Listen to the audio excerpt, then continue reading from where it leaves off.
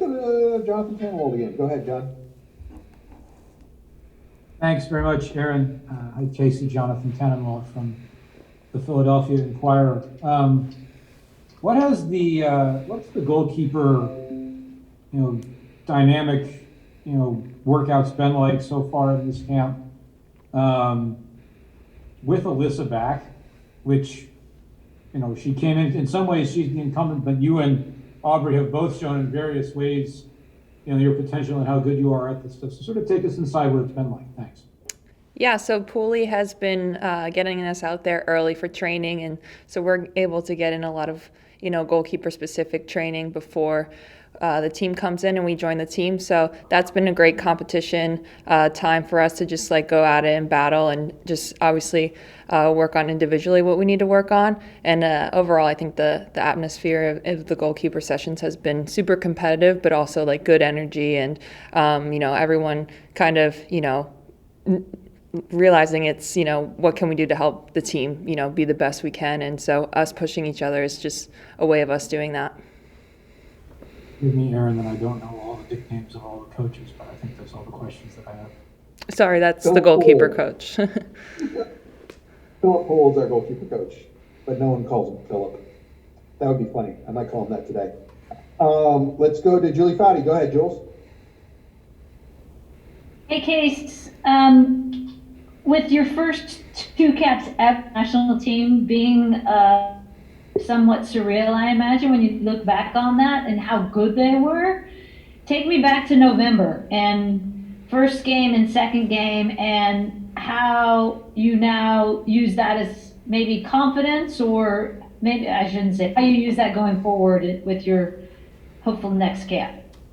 Yeah, so obviously to finish the year with 2 caps for the national team was obviously a dream come true. I've been obviously working super hard to earn the opportunity to play in those matches, and so we got some decent results over there in Australia. So we just take that momentum into January camp, where we were able to get some good preparation in for, the games for the new year kicking off tomorrow. So we're excited, and energy's been good at camp. But so we just take those results and learn from the film we watched based on Australia and keep it rolling here in She Believes. What about you specifically in terms of your performance? Because it was just so good. And I can't even imagine if that's the dream, right? For the first cap, usually people so nervous as they come into that first cap with the U.S. team and to walk away with the game that you had. How did that feel? Take me back to that moment. Yeah, so obviously it's really nice when you are able to get involved in the game more as a goalkeeper, and you're able to come for crosses and make saves, and you're going against the top forwards in the world. So for me, there wasn't really any opportunity to think about my nerves and all the emotions I was feeling. It was just go time, stepping in and just having to do what I need to do to help the team.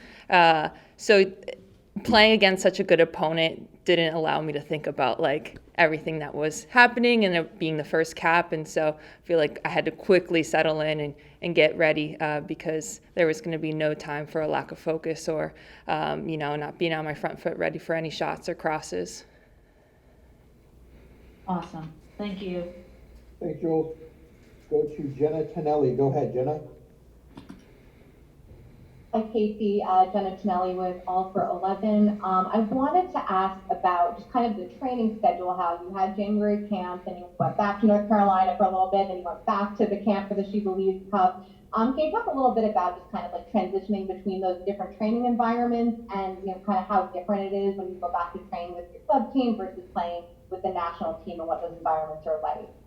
Yeah, so after a little bit of time off after Australia, got back into training in New Jersey with my goalkeeper coach there, and then it was right into January camp with the national team, and that obviously was really intense in trainings, and so that started off the new year with a lot of reps and a lot of video review, and so I was able to take the feedback from January camp and bring it to my North Carolina coaches who have just been, wonderful in helping me get prepared for this tournament. In other words, a lot of shots. She's taken. Unless anyone else raises their hand, the last question for Casey. We'll go to Jeff Carlisle. Go ahead, Jeff. Thanks, Aaron. Hi, Casey. I'm curious, how hard is it to be patient in terms of breaking into this team? Because obviously you wouldn't have gotten to where you've gotten without playing a ton, but this is a super talented squad. So how tough is it to kind of wait your turn, or, while at the same time, pushing hard to play? Yeah, so I've been with the national team at the youth level, and it's kind of like a ladder you climb. At least that's how my journey's been with, the under 15s all the way up to the under 23s. And so now, obviously, this was the ultimate goal to be on the first team and to be the starting goalkeeper. And so you have to be patient and just, enjoy the process of it. And I think that, the biggest thing is you have to focus on what you can control at that time. And for me, it's just day by day, training by training. How can I get better for myself individually, and obviously to help this team be successful? So definitely patience is a big thing, but that doesn't take away from every day, trying to be better than the day before.